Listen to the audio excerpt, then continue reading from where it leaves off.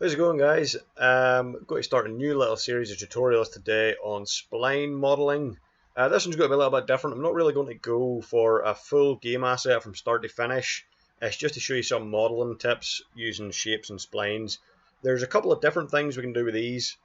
They're not widely used, but the tips I'm going to show you, you might find them useful here and there throughout your asset creations. So let's flip over to 3D Studio Max and we'll get a little preview of some of the stuff we're going to do. We have these objects that I've already created here, and on first glance they might not look related, but they are all in fact modeled in the same way. So we've got a wine glass, we've got a little chess piece here, we've got a little spinning top, and we have a bowl. The way these have been created is not with traditional modeling, not starting from a box or a cylinder as we normally would do, but actually starting from spline shapes. So first thing we talk about is what is a spline.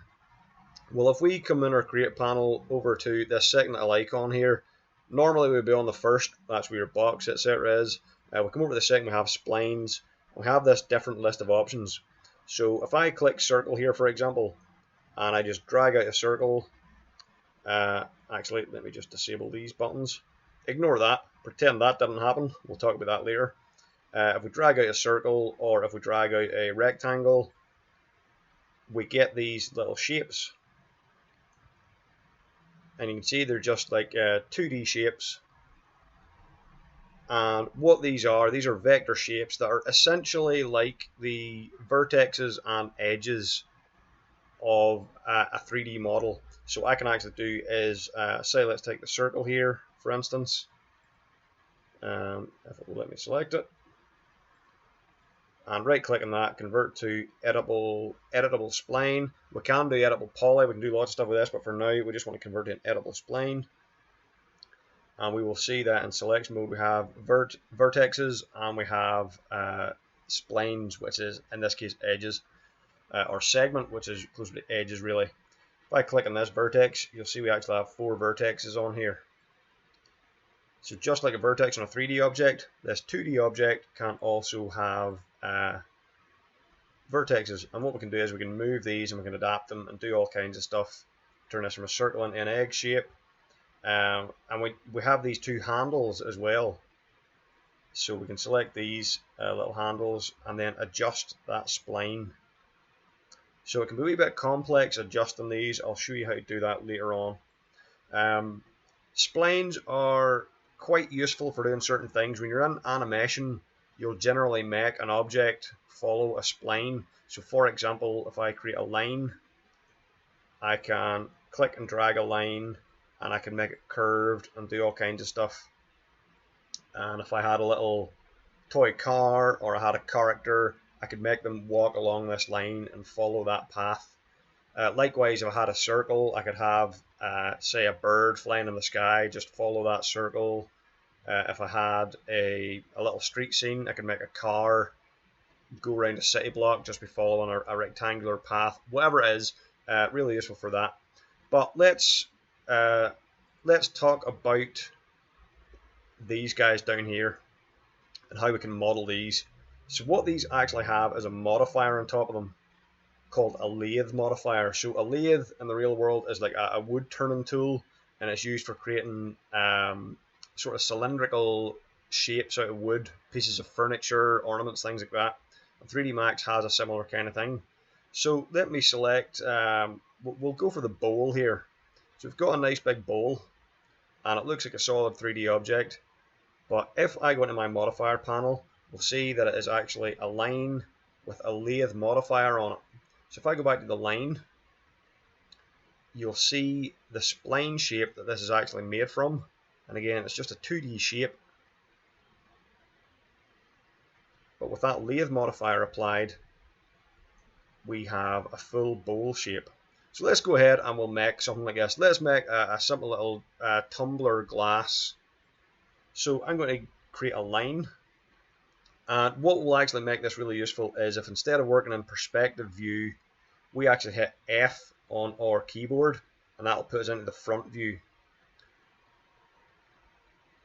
So there we can see, for example, this wine glass from the side. And if I start drawing now, I will draw my line and I'll draw out like so. I'll maybe just click down here, click up, over, down, over, and when I get to the very last one, if I zoom in, if I click sort of over the proximity of my first point, we'll get this little option that says close spline. So we want to do that. We'll notice that it has sort of flipped out a wee bit here. That's okay, we can fix that.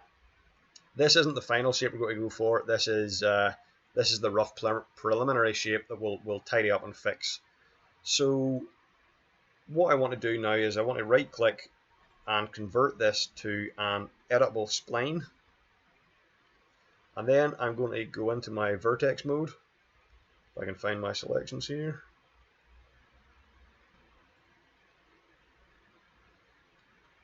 Where are we? Convert to editable spline. There we are, selection, right down the bottom for some reason. So there we have our vertexes that make up this shape. Now, you'll notice that we have a little bit of a curve down the bottom here, but we also have a straight line. You'll notice that we have a curve coming out here. Instead of these two connecting to each other, we have this weird curve. That's because every vertex has what's called Bezier handles, or control handles. So if I just right click here and go Bezier corner, we can see each of these has two little green dots attached by little lines. Pull this down, you can see the line a little easier. And these are kind of like control points that controls how this curve goes from one point to the next. So it kind of comes into this vertex from this angle, and it goes out of that vertex from this angle. So you can see it's kind of shooting off over to the right here, when in actual fact I want it just to come straight down in a straight line towards my initial vertex point. So all I have to do is grab that and pull it right down and direct it down there, and we can see it's changing the shape a little bit, but it's still not perfect. Why is that? Because this piece of curve is also affected by the control handles of this vertex, and you'll see that we've got those green lines, and this one shoots out a lot further, and if we make them smaller, that's a lot closer to what we want. Still a little bit of a curve in there. Now you're going to notice a little problem. If I take this green handle and move it up, okay, now that's a straight line, but we've messed up this bottom one. We've got a curve in here in the bottom. They're both moving together. That's no good to me. I only want to move one at once. So how do we fix that? Well, if I right click on here, you saw me play with this menu earlier.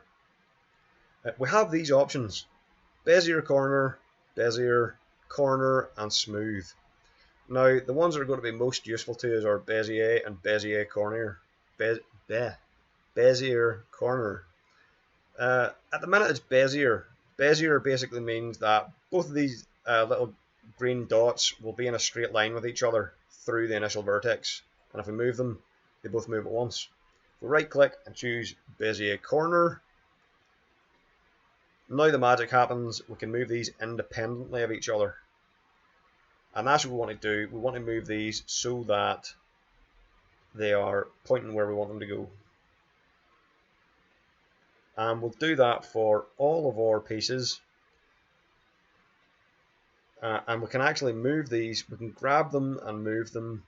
Grab any piece. If it's in the wrong position, we can grab it and move it. And we can fine tune our design. And take these. Now, this is a very, very sharp lip on the top of this glass, so I can actually do the opposite. Instead of straightening it, I can add a bit of a curve. So we'll go Bezier corner, and let's see where our handles are. We can add one there. Where is my corner for this? It's down here. We could, if we wanted to, just pull this out a little bit so it's not perfectly straight, or we could pull it out a little bit. Say we wanted that glass to be bowed out a little bit, but we'll not. We'll keep that straight and like so. And yeah, we'll just add a little bit of a lip onto this, something like that. That's looking a little bit softer. And you'll notice that in this we've only actually modeled half of the glass. It's not a full glass shape. Same thing if I go over to the wine glass here. Yes. We'll modify that. You can see I've only modelled half of a wine glass. And that's totally okay, that's what we want to do. I'll select you again, down here. Because what we're going to do, we're going to do that lathe, and it's going to give us a 360 circular recreation of this spline. But what we need to do, let's say we're happy with this shape right now. We could play with it a bit more and do a bit more detail, a bit more decoration on it, give it a more complex shape. But let's just say we're happy with it. The first thing I want to do, this is the pivot point for that shape, kind of floating out in the middle of nowhere. Now the important thing to realize is that the lathe modifier actually rotates around the pivot. So if I imagine that the center of my glass is going to be in here, I want to actually move my pivot down here. Oops, that's kind of a difficult color to see. So let me see. I want to go over to my modify panel, go into the hierarchy tab here, third tab over, and where it says effect pivot only, I want to move this down to about here. Now I want to snap it exactly on one of these vertices.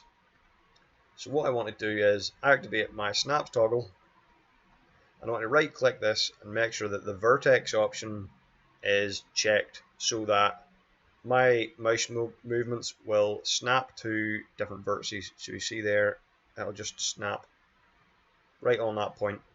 And that's perfect. That's all I want to do.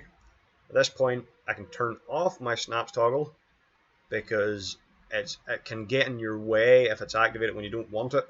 Snaps toggle, you really only want that for specific cases when you want to use it. Otherwise, keep it turned off.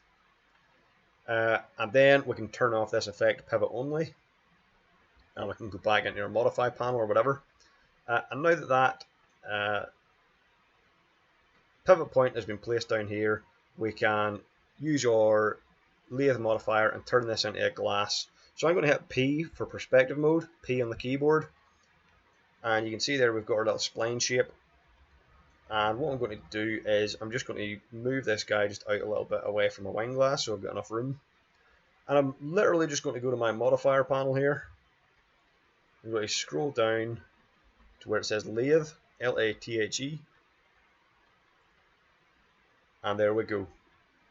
We have ourselves, well, it actually looks more like a plant pot at the minute. Reason for that is we've probably just made it the wrong shape. I've got too much room on the bottom there.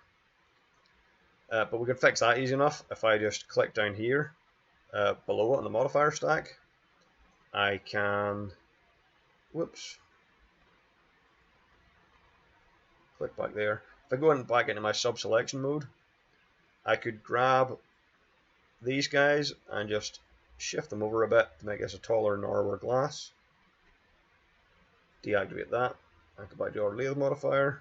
There we go, that looks a bit more like a glass now. Now you'll notice it might have looked easier to, say, move these guys down here, but I want to keep that vertex right where the pivot point is, so I'll just leave those and move everything else. Maybe my glass is a little bit too thick and heavy looking, so I could take this guy and just move them over a bit, just make that glass a little bit thinner. Go back to my top level, reactivate my lathe. And when we put a glass material on that, now I'm not going to put the glass material on here in 3D Studio Max. I'm working under the presumption that we're making game assets, so we can actually make nice glass material straight in Unreal as opposed to trying to make a material here in 3D Studio Max. So we would just export this as is. We'll unwrap it and export it as is, as a little FBX, and then we'll make the material straight in your game engine. So a couple of other wee things to point out here. This looks like a nice smooth circular thing, but it might be a bit too high poly for a game. In our lathe modifier, we have a couple of options here. We've got degrees. It'll default to 360, but we don't have to do 360. We can actually do, say, 180. Depending on what you're making, you might want to make a piece of armor, a piece of machinery, or something like that. It doesn't need to be a full spherical thing. But we'll leave that at 360 because that's what we want. We also have this option to weld the core. So if I leave that unchecked, we're getting a few little graphical glitches in here, probably caused by overlapping polygons, overlapping vertexes. If we weld the core, it'll take all the verts over that pivot point and just weld them together. We also then have the number of segments. So say if this was a game, I might want to lower that to about 12. Get something a bit more low poly. Or say if you were doing VFX or high definition visuals, you could put that way up and get a really, really smooth result. But we'll set this down to, let's go 24 for now, best of both worlds. I'll press F4 again just to get my wireframe back on top.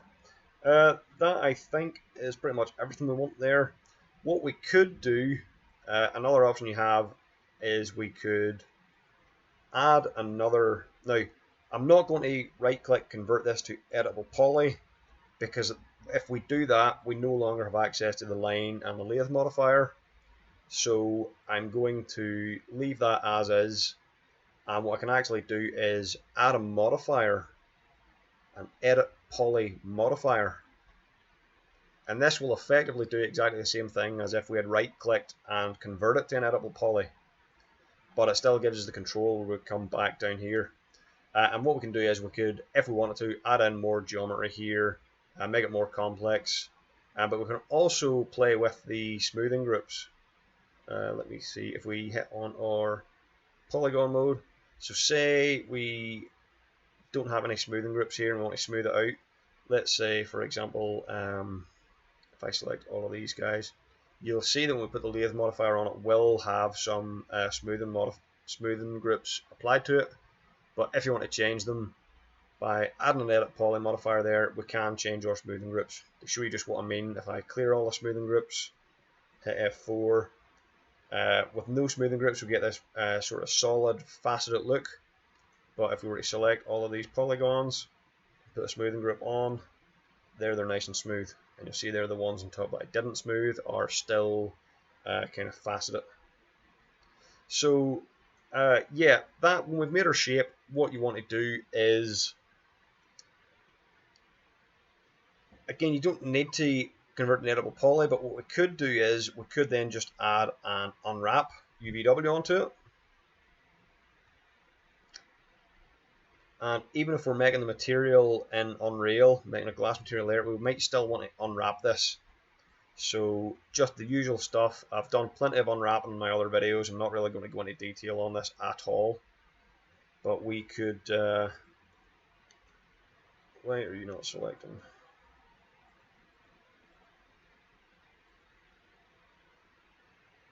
We just do a very simple planar unwrap on this.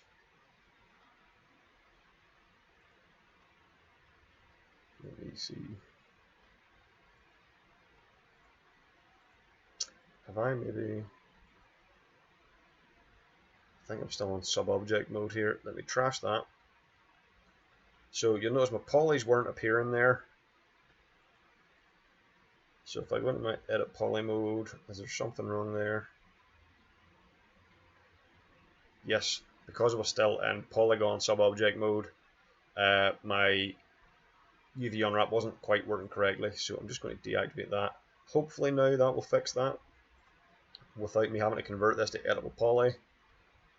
Fingers crossed. There we are. Yes, we can see everything appearing there now. So I can start working on this, start unwrapping. Let me see, take all of these guys and just do whatever I want. I can break these off, say take this guy, break it off, select this entire, let me see, select say this entire piece on the outside. Ugh, sometimes this is such a pain to use. But we select all this and do our flatten, do our unwrap or whatever. I don't want this to be an unwrapping video, so I'm not going to get into detail with that. But that is our process. We have our original spline. We use the lathe modifier on it. We do any additional edits that we want, and then we finally put our unwrap UVW on top there and unwrap it. And at that point, we can just go back to your top level, select this guy, We'll move them close to the origin point. Always good practice. Good practice as well before we export anything. Come to our hierarchy tab. Just reset, transform, reset scale. And then we just go File, Export, Export selected, and save that off as an FBX file. So that's all I want to do with this lathe video. We're going to go into part 2 and we're going to look at a lot more fun stuff we can do with splines. As I say, they're not the most commonly used tool in 3D modeling, especially for games, but there are a few cases where they can come in really handy. So in the next video we're going to look at making ropes and cables and some environmental details that we can make using what's called the sweep modifier. So some pretty fun stuff there. Thank you for watching this video. I will see you right away for the next video, and if you like that, please leave a comment below. If you have any questions, please leave a comment below, or if you've used the spline tool before, if you've got any nice tips you want to leave for my students, by all means go ahead. So we'll leave it there. Thank you very much, guys.